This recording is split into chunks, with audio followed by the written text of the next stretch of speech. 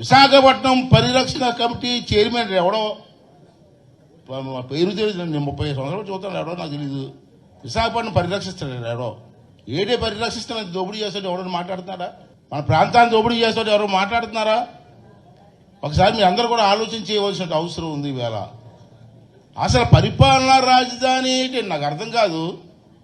ఓ మూర్ఖుడా, ఆ రోజు అసెంబ్లీలో నువ్వే కదా మాట్లాడావు, ప్రాంతాల్లో విభేదాలు పెట్టడం నాకు ఇష్టం లేదు, అదే అమరావతి రాజధాని బ్రహ్మాండంగా కడదాం అని చెప్పి మేము కూడా ఓటేస్తామని చెప్పి ఆ రోజు చట్టం చేసేటప్పుడు ఓటేసారు కదా, మీ ఎమ్మెల్యేలు అందరూ చప్పట్లు కొట్టారు కదా. మరి ఈవేళ అక్కడ రాజధాని వద్దు ఇక్కడ రాజధాని అంటే నాకు అర్థం కాదు. అసలు దేనికి రాజధాని? నాకు తెలిసి సౌత్ ఆఫ్రికాలో తప్పించి ప్రపంచంలో ఎక్కడా కూడా 3 రాజధానులు లేవు.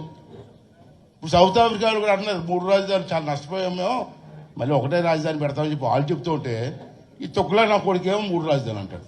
ఏంటి 3 రాజధానులు పెడతా? 3 రాజధానులు కాదు, క్లారిటీ కూడా ఇవ్వలేకపోతున్నాడు.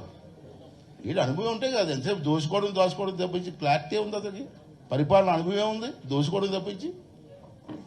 చంద్రబాబు నాయుడు గారు చెప్పారు, మీకు గుర్తుందో మీ అందరికి కూడా, చాలా సందర్భాలు పెద్దలందరికీ తెలుసు, రాజధాని అమరావతి, ఆర్థిక పరమైన రాజధాని విశాఖపట్నం. ఆ రోజు నువ్వు చెప్పడు కానీ కూడా ఆ రోజు చంద్రబాబు చెప్పాడు. అయితే ఆ రాజధానికి ఆర్థిక పరమైన రాజధానికి తేడా కూడా తెలియదు మూర్ఖులు మీకు.